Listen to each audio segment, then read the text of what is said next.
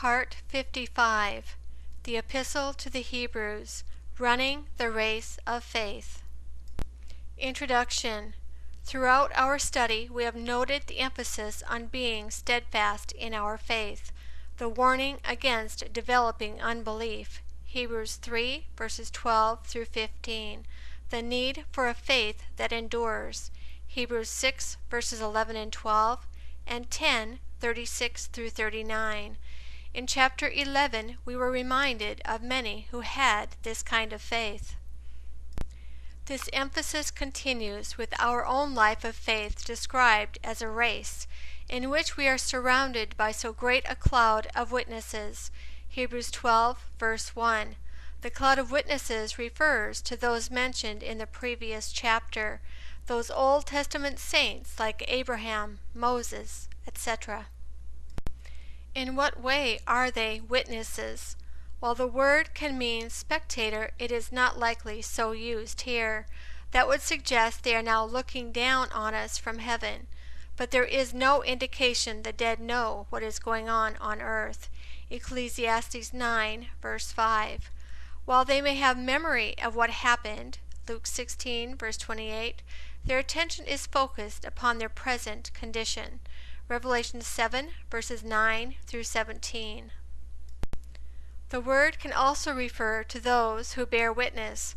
By their lives they have borne witness to the value of faith. Hebrews 11, verses 1 through 40.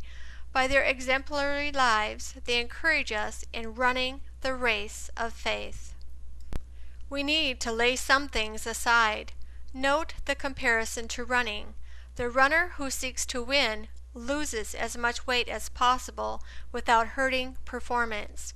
Wears clothing that is light and allows freedom of movement. Excess weight, chafing clothing, etc. can be the difference between victory or defeat.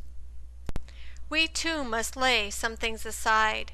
Extra weight, things which slow down our spiritual progress, such as carousing, drunkenness, and cares of this life. Luke 21, verses 34 through 36. Also, anger, wrath, malice, blasphemy, filthy language. Colossians 3, verse 8. 1 Peter 2, verses 1 and 2. James 1, verse 21.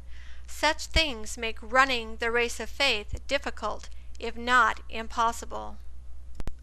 The sin which so easily ensnares us.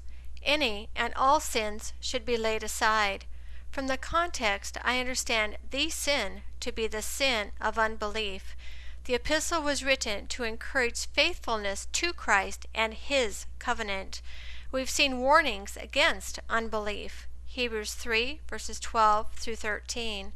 When one no longer believes, the race is lost. Hebrews 10, verses 26 through 39.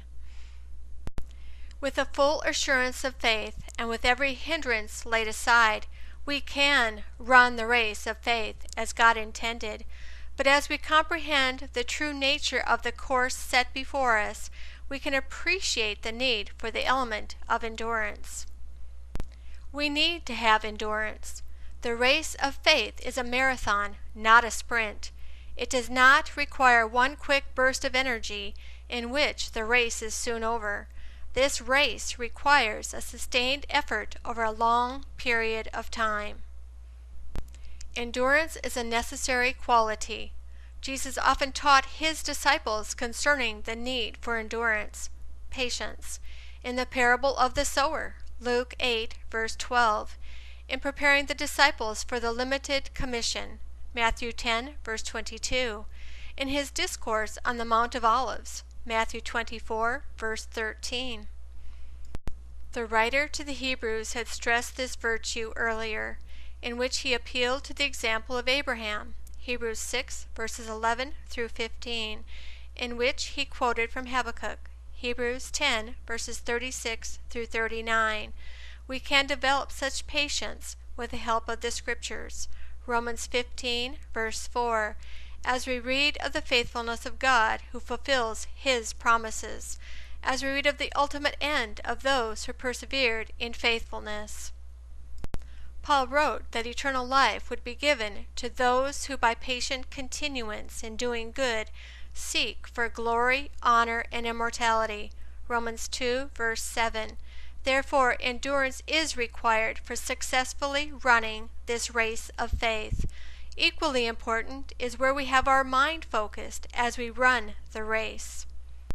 This concludes part 55 of the book of Hebrews.